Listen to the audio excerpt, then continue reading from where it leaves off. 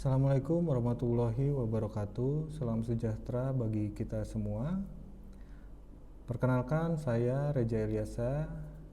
Saya adalah dosen dari Politeknik Takumi, Program Studi Teknologi Informasi D3. Baik, dalam kesempatan kali ini saya akan menjelaskan mata kuliah yang saya ampu, yaitu mata kuliah pemrograman mobile 1, yaitu menggunakan metode DIA atau Delivery, Interaction, dan Assessment. Video ini saya persembahkan untuk pernyataan diri dosen dalam unjuk kerja Tridharma Perguruan Tinggi atau PDD UKTPT. Baik, mata kuliah pemrograman mobile 1 yaitu adalah mata kuliah wajib untuk mahasiswa program studi Teknologi Informasi Politeknik Takumi semester 3 dan memiliki bobot 3 SKS, yaitu 1 SKS teori dan 2 SKS praktik. Deskripsi mata kuliah pemrograman mobile 1 yaitu akan membahas mengenai dasar-dasar pemrograman aplikasi mobile dengan pendekatan natif ataupun hybrid, serta mencakup instalasi tools, struktur project, pembuatan antarmuka atau UI, dan pemrosesan data secara cloud. Adapun capaian pembelajaran atau CPL yang dibebankan kepada mata kuliah, khususnya mata kuliah pemrograman mobile 1, yaitu ada 4 poin.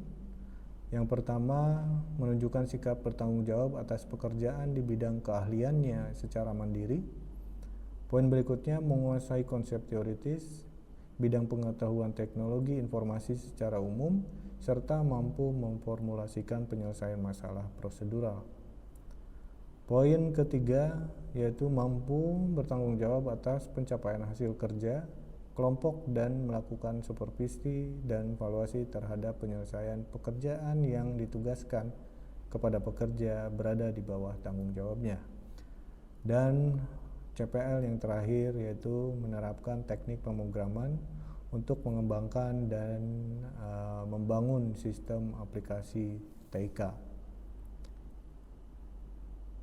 Berikutnya mengenai capaian pembelajaran mata kuliah atau CPMK, ada 5 poin CPMK-nya.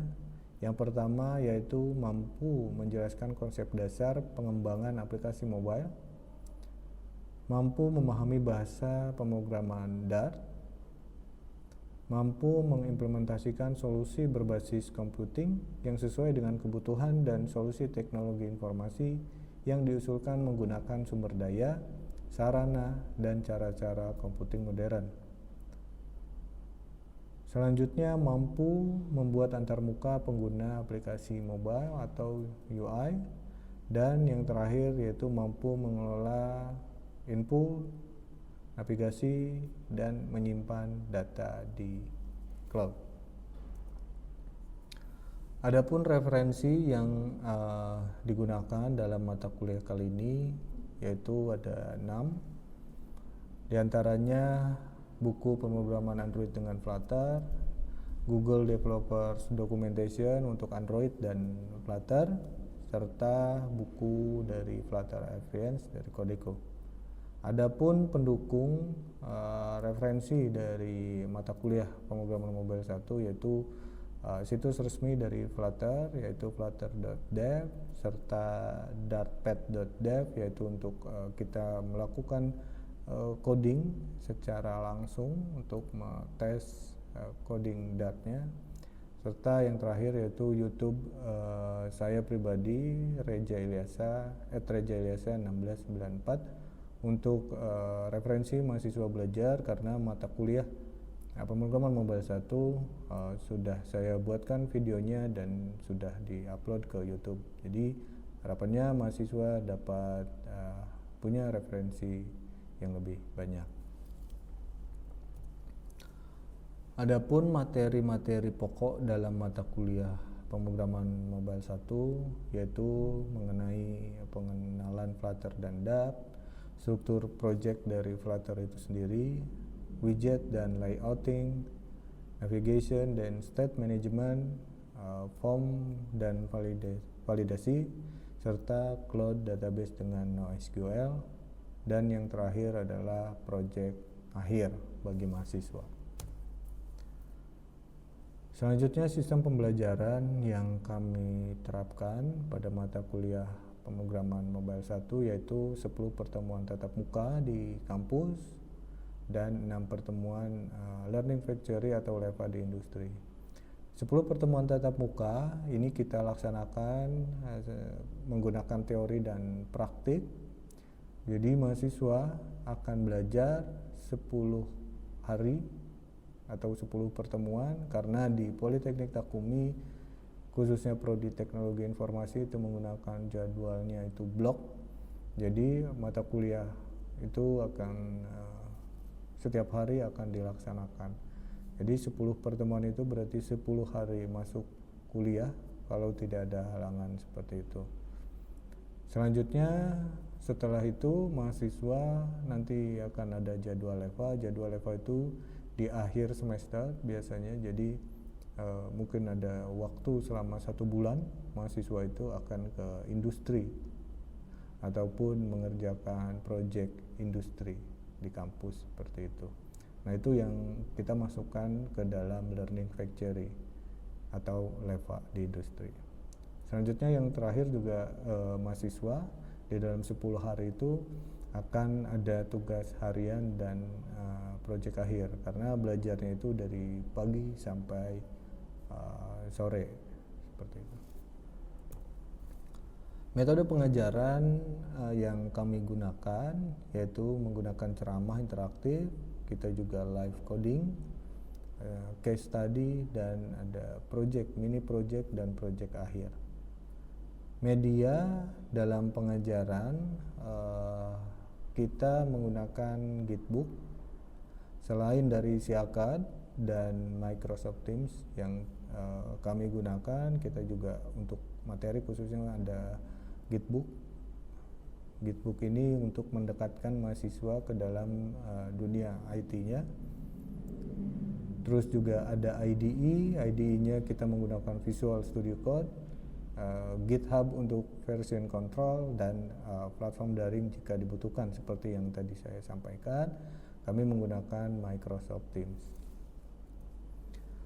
Berikut merupakan penilaian dalam mata kuliah pemrograman mobile 1, yaitu kehadiran 10%, tugas 20%, UTS 30%, dan UAS 40%. Untuk UAS ini kita ambil dari learning factory yang tadi, jadi ada 6 hari atau lebih.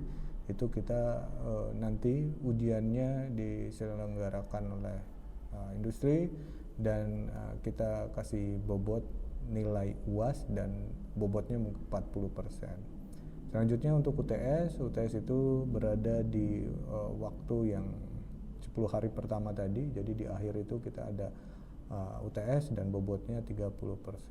Tugas harian itu masuk ke bobot 20% dan kehadiran 10%, seperti itu. Baik, berikut yang dapat saya sampaikan. Selanjutnya kita melihat video saya sedang mengajar khususnya di mata kuliah pemrograman mobile 1 dan di pertemuan kedua. Selamat menyaksikan. Terima kasih. Wassalamualaikum warahmatullahi wabarakatuh. Oke, selamat pagi teman-teman semua. Ya, kita balik lagi ke mata kuliah pemrograman web 1. Kita ada di pertemuan kedua teman-teman semua. Jadi teman-teman bisa buka materinya yang sudah saya kirim di LMS dan Microsoft Teams. Jadi teman-teman bisa langsung buka saja. Oke, nah ini kita masuk ke week kedua. Di week kedua ini teman-teman akan tahapannya, capaian pembelajarannya itu teman-teman mampu menguasai atau menggunakan variabel, tipe data, OOP, dan struktur kontrol dalam Dart. Itu di pertemuan kedua ini teman-teman nanti akan belajar itu. Oke. Tapi sebelum itu teman-teman, kira-kira di pertemuan pertama kita akan review sedikit. Oke, di pertemuan pertama itu kita kan sudah belajar mengenai apa itu Flutter, apa itu Flutter Web, terus juga perbedaannya dengan bahasa pemrograman sejenis gitu ya. Kita juga sudah belajar mengenai keunggulannya. Terus kita juga sudah belajar Flutter itu. Ternyata Flutter itu kan sebuah framework sebetulnya dari bahasa pemrograman Dart gitu ya. Oke. Nah, kemarin juga kita sudah belajar bagaimana cara membuat projectnya ya, memulai projectnya itu bagaimana. Dan di pertemuan pertama itu kita, teman-teman ada yang masih ingat kita belajar apa aja setelah ini? Tipe data. Ada tipe data. Nah, tipe data ini kira-kira kegunaannya untuk apa? Berdiri Pak atau? Boleh berdiri. Kalau menurut yang kita pelajari kemarin, tipe data itu untuk mengklasifikasikan suatu data. Ada golongan-golongan data yang di sebelah mana. Misalkan contoh datanya itu tipenya string, maka harus diklasifikasikan tipe datanya yaitu string. Apabila misalkan kebutuhannya tipe datanya itu campur atau mix, itu bisa digunakan dynamic. Dan juga apabila tipe datanya memiliki dua nilai true dan false, itu bisa digunakan boolean Pak. Boolean. Ya. Baik. Oke, teman-teman yang lain juga paham ya. Jadi kayaknya di semua, saya yakin di semua bahasa pemrograman itu ada yang namanya tipe data. Nah, semua bahasa pemrograman itu ada tipe data. Yang tadi disampaikan Mas Fadil itu sangat tepat. Baik, kira-kira di pertemuan kemarin kita belajar apa lagi? Ada list ya, yang tadi Mas Fadil sampaikan, mungkin kelewat sedikit. Jadi list itu, ada yang ingat list itu untuk apa? Ada list dan mapping, ada map of list. Oke. Arif, gimana Mas Arif? Baik, kemarin selain kita belajar tentang tipe data, kita juga belajar tentang variabel Pak. Variabel itu fungsinya adalah untuk menamakan data-data yang ingin dimasukkan. Misalnya kita punya data string nih, string misalnya tulisan hello world. Nah, itu jika ingin dipanggil itu harus menggunakan variabel. Jadi misal string kata sama dengan hello world, maka jika kita memunculkan atau kita print di bodinya, kita cukup memanggil katanya saja, nggak usah hello world. Itu akan memudahkan jika isi datanya itu merupakan sesuatu yang panjang, begitu Pak. Oke, berarti variabel itu adalah yang disampaikan Mas Arif sangat tepat ya. Terima kasih Mas Arif. Jadi tipe data itu perwakilannya. Oke, contohnya begini. Perwakilan dari apa yang mau kita isikan. Contoh. Di sini ada yang contoh kita ya, nama. Namanya misalkan ya, ini kan tipe datanya string betul ya. Nama misalkan nama saya Reja Ilyasa. Nah, Reja Ilyasa ini tipe datanya apa? Tipe datanya adalah string. Variabelnya apa kira-kira? Nama. Berarti string di sini nama begitu ya. Berarti di sini string nama. Nama ini, string ini tipe data. Nama ini variabel. Oke. Tapi nih saya mau menguji teman-teman semua. Tapi kalau misalkan di sini saya masukin tanggal lahir, nama variabelnya gimana? Hah? Apa? Bisa, cuma nggak sesuai. Bisa, betul. bisa tapi tidak sesuai, tidak mewakili. Paham ya? Jadi nama variabel juga itu harus mewakili. Meskipun saya seperti ini tetap bisa aja. Bisa aja, mau saya titik juga sebetulnya bisa, tapi tidak mewakili, betul ya? Kalau yang bacanya teman-teman nanti satu tim, kerja tim, lebih dari satu orang, pasti ini disangkanya variabel ini adalah isinya tanggal lahir, betul? Betul ya? Tapi padahal yang saya maksud itu adalah namanya. Paham ya? Jadi itu juga harus teman-teman perhatikan. Gitu. Oke. Selanjutnya ada apa lagi? Tadi ada tipe data list of mapping. Nah, kita bahas sedikit. List of mapping. Nah, apa tuh list of mapping? List dulu deh. List itu apa? List itu apa? List itu yang berderet ke bawah itu ya. List itu kan ini misalkan 1, 2, 3, 4, 5, 6. Nah, ini tuh list, bener nggak? Betul? Nah, ini list. Jadi kalau misalkan ada list, isinya adalah nama, ini nama juga, ini adalah list of string. Jadi list itu kumpulan dari berbagai value data. Itu bisa variabel isinya, itu bisa langsung string isinya, itu bisa banyak. Paham ya? Jadi kalau list itu berarti isinya lebih dari satu gitu ke bawah. Paham? Oke. Sekarang ada yang harus teman-teman pahami juga adalah mapping. Karena nanti di dalam kita membuat program Flutter atau Dart itu ada yang namanya mapping ya. Kemarin sudah saya jelaskan tapi ini kita review. Ada namanya mapping. Mapping ini apa? Map. Memetakan, Pak. Memetakan begitu ya. Jadi kalau ini bentuknya list, kalau ini adalah key value. Ya. Nah, ini adalah mapping. Key-nya yang mana key-nya? Ini adalah mapping ya, teman-teman. Ini tuh mapping. Ini tuh mapping kalau begini. Kalau list of mapping berarti dia ada, tinggal kasih begini aja. Ada listnya, di dalamnya isinya mapping. Paham ya? Paham? Jelas ya? Oke. Jadi key-nya mana nih? Key-nya itu adalah ini. Ini key. Value-nya? Ini ya. Oke. Paham? Oke. Oke, nah di sini juga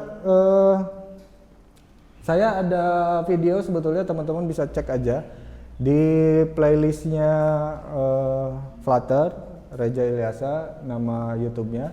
Jadi di situ lengkap teman-teman dari teman-teman Dart dasar sampai teman-teman jadi bagus lah, udah lengkap semua sampai state management, terus juga teman-teman pakai API. Pakai Firebase juga di sini sudah ada semua. Silahkan teman-teman dilihat saja gitu. Oke. Sekarang kita masuk ke minggu kedua atau week kedua. Materi minggu ini yang sudah saya sampaikan tadi itu mengenai OOP. Nah, kira-kira teman-teman kenapa kita butuh OOP? Ada procedural programming, ada object oriented programming. Nah, itu ada dua tuh. Ada dua tuh. Gimana tuh? Teman-teman kira-kira ada yang mau memberikan statement? Oke. Mas Alif.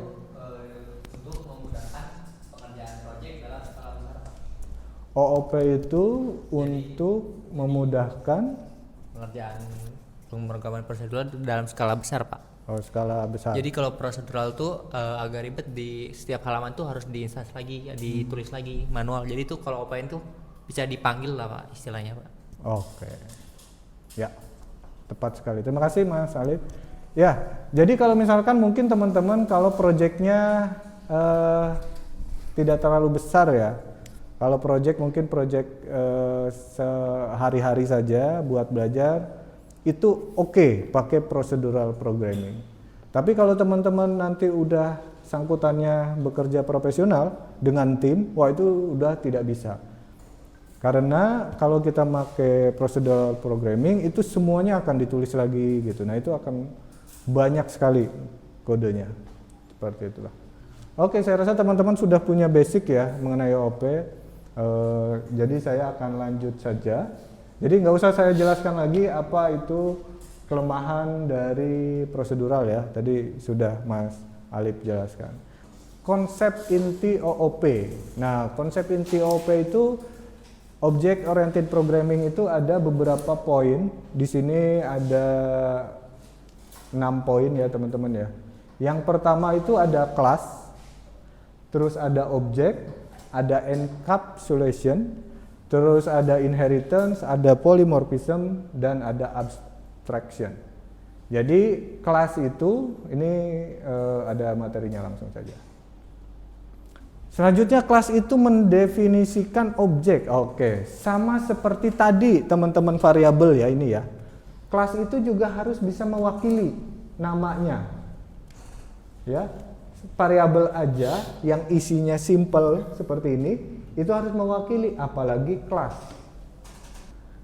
Di kelas juga ada yang namanya properti dan metode lah, itu nanti kita bahas ya. Jadi teman-teman perhatikan, ini kelas itu adalah sebuah blueprintnya.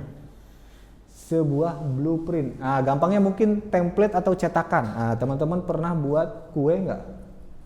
Pernah kan? Itu kue itu kan ada cetakannya ya, mangkoknya gitu ya, yang bulat itu. Nah, itu adalah sebuah kelas. Karena dari satu cetakan itu bisa membuat banyak kue, betul nggak? Nah, itu adalah kue yang dihasilkan dari cetakan kue itu adalah objeknya. Hasilnya itu adalah kue. Kelas itu adalah mangkoknya. Sampai sini paham ya? Sampai sini paham? Di sini ya. Nah, tadi sudah saya jelaskan, objek itu adalah hasil jadinya seperti ini. Ya, itu objek. Sama seperti kue tadi. Kalau tadi kelas itu adalah desain ininya, blueprintnya, kalau misalkan objek itu ya jadinya seperti apa? Oke, sampai sini. Ada yang bisa kasih contoh tidak? Kelas dan objek. Contohnya apa selain yang tadi saya sampaikan? Sok, Mas Arif. Baik, kalau dari saya itu seperti kelas, misalnya kelas mobil Pak. Kelas mobil itu punya objeknya bisa Ferrari atau Mercedes gitu kan Pak. Nah, untuk yang peta, untuk penentuan kelasnya kan kelas mobil itu kudu punya pintu, setir dan lain sebagainya, itu ditentukan nama kelas ya Pak? Betul.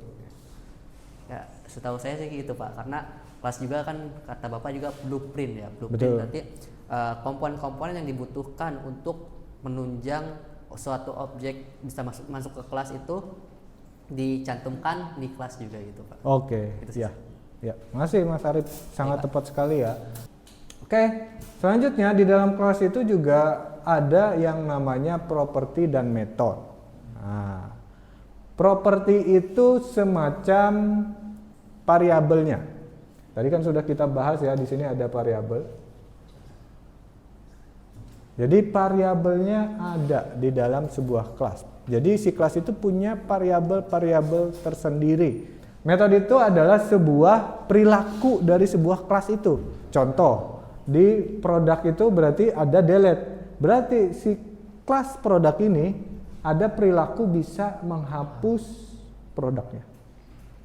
Paham ya? Oke. Jadi di situ juga ada yang namanya variabel. Biasanya kita kalau mau menghapus itu kan ada ID-nya kan yang mau dihapus. Nah, itu sama seperti di Laravel juga. Nah, kira-kira yang namanya properti yang mana?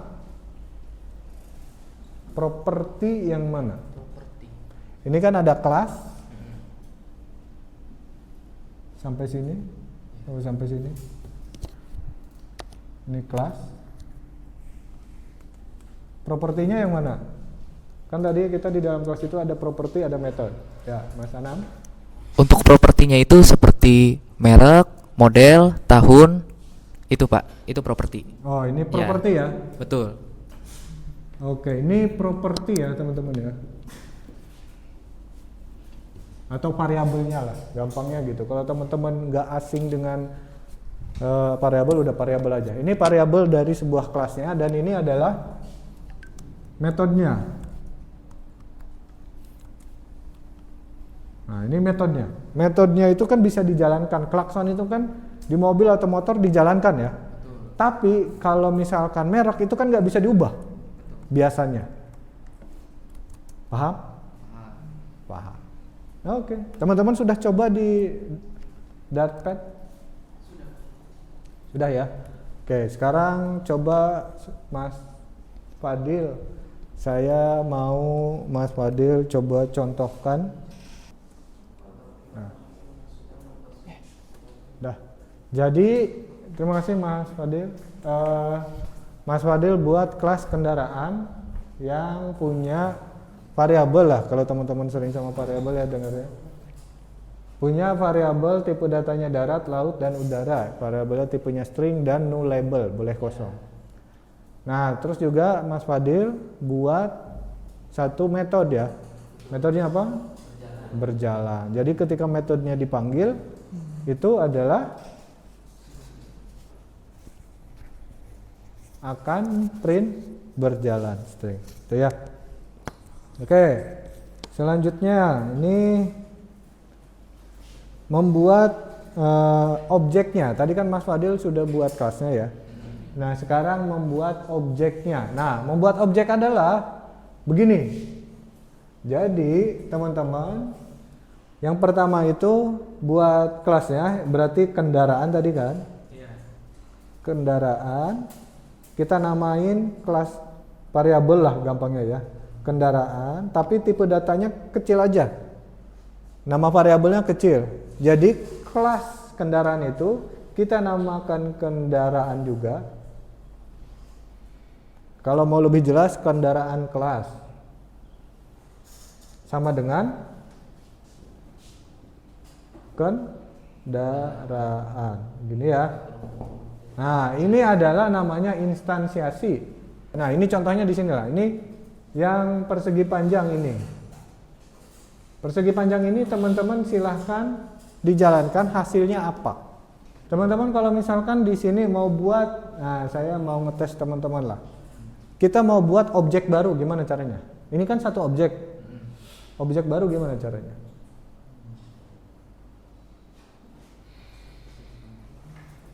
Kalau kita mau buat objek baru, teman-teman tinggal buat aja di sini. Ini saya copy ini.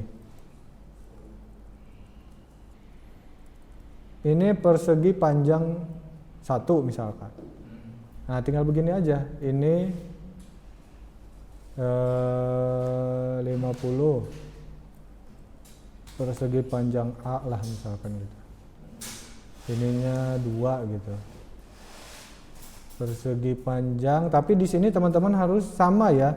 Di sini persegi panjang A, di sini persegi panjang A ya. Karena kita objeknya adalah persegi panjang. Selanjutnya mungkin di sini kita akan bahas mini project ya. Mini projectnya itu adalah buatkan aplikasi Flutter Saudara manajemen buku, manajemen mahasiswa, dan manajemen keuangan pribadi yang memanfaatkan semua konsep OOP. Nah, ini nggak ada UI-nya, tidak apa-apa. Karena ini adalah konsep dari yang tadi kelas aja. Kelasnya saja. Teman-teman pakai Datpad juga nggak apa-apa. Di sini buatkan kelas projectnya, buatkan kelas dengan properti dan constructor, encapsulation, pewarisan yang tadi, polymorphism, dan abstraction. Nah, itu nanti teman-teman silahkan dikerjakan, nanti besok kita bahas ya. Oke, ada pertanyaan sekali lagi teman-teman untuk hari ini? Belum. Jelas ya?